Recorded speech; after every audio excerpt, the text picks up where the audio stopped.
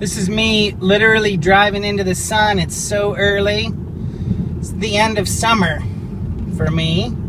And I've had time to work on Rizzo, and we made Brain Factory, wrote a bunch of scripts. We launched a new strip. I made contacts with new people. We started the documentary process. Amazing, amazing progress. And now I drive through the morning light and I should have probably, you probably can't tell that my windshield is all like windshieldy, but it is. My windshield is massively windshieldy. I probably didn't think about this. You want to know why? Because who thinks about anything?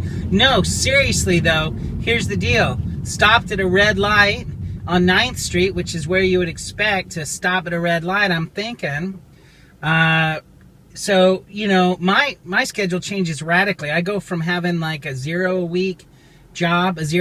week job to a 40-hour a week job. I'm back at the 9 to 5, which usually it's not for me, a 9 to 5. Usually it's like coasty faculty. Everything is all good and I can handle all these different things.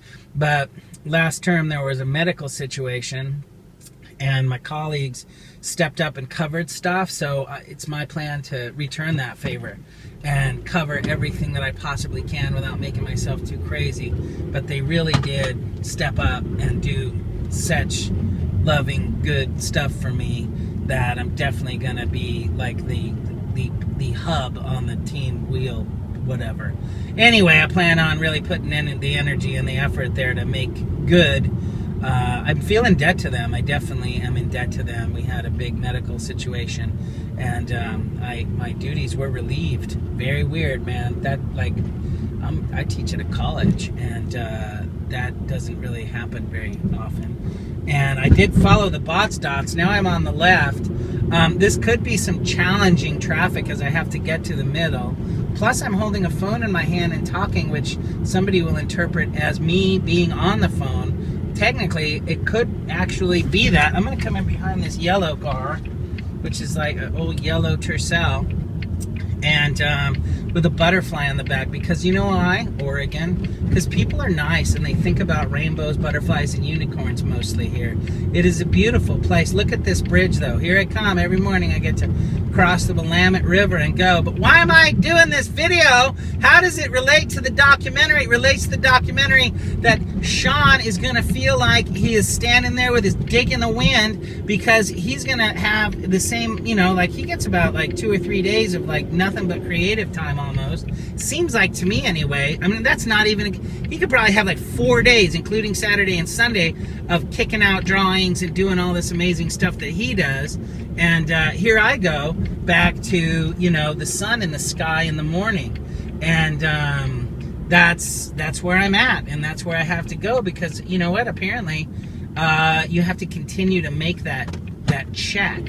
And since it's a sub-theme of our documentary should be how do people who are wildly creative and have you know, interesting ideas and want to express them all the time, 24/7, solve all the problems in the world, how do they have a vital artistic existence and manage to make a living? They do it.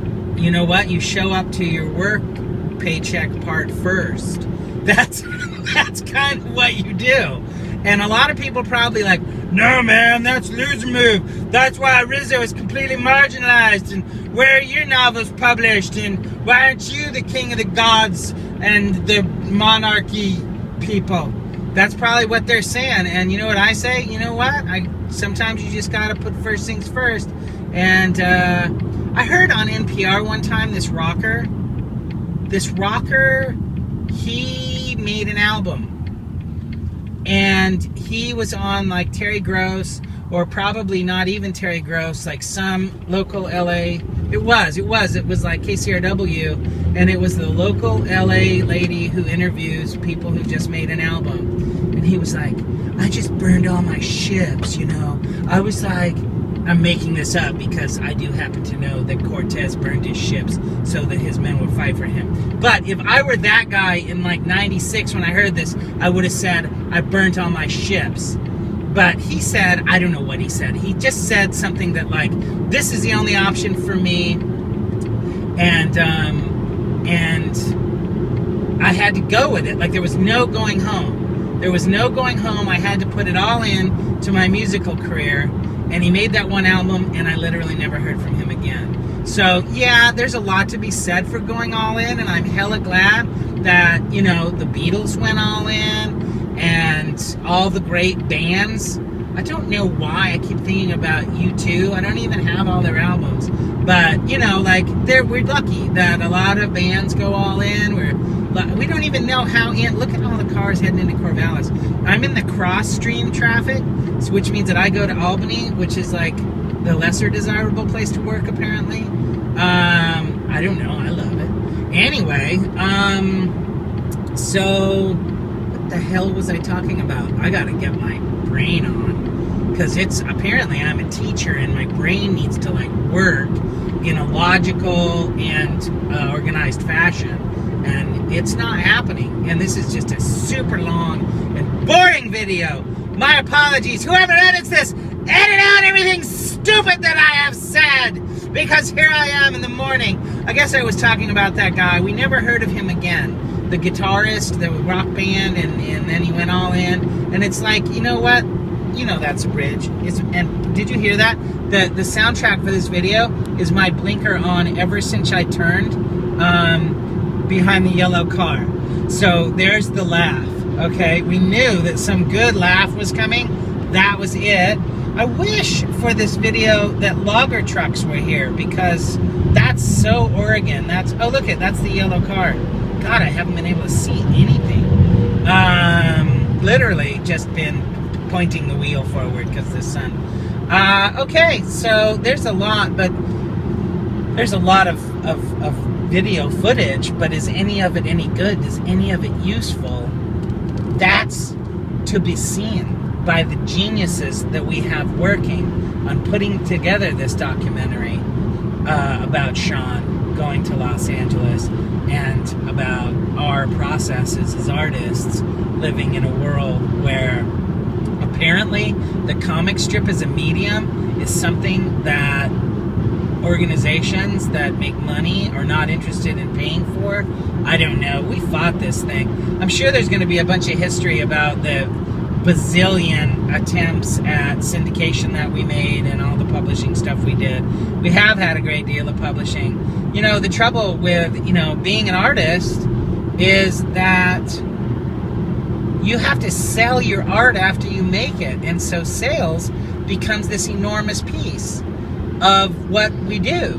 And when do you find the time to do that? I found it in 2005 because I was a part-time instructor at a college, and I took classes at this campus. It was about 65 miles from where I lived. I got down there on day one, and they went, "Oh, good grief, Chris, we notified all of your students that your classes had been canceled, but we forgot to notify you."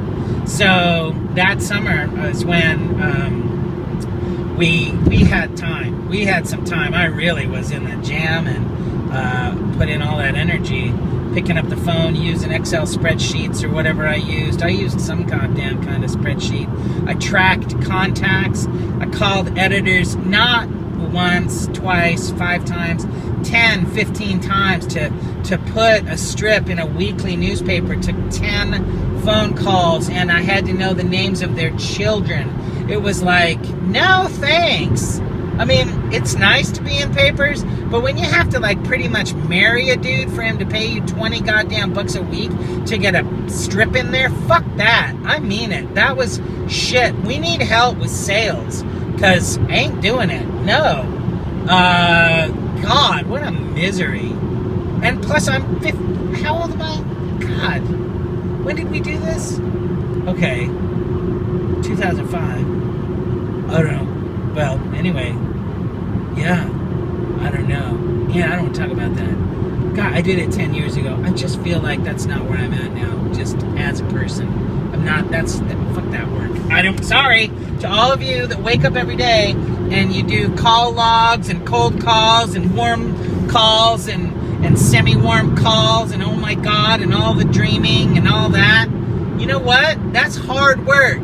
So I respect you enough not to do that. That's the same way that I feel about a lot of different jobs, like elementary school teachers and especially high school teachers. Now, what they do is very hard. This goes into so many different things. It's too long a video, but pretty much that's the highway part of my drive. And Sean, I'm going to school. Look, there it is. Lynn City Center, Lynn Benton Community College. We got our own friggin' sign on the highway. So there's that.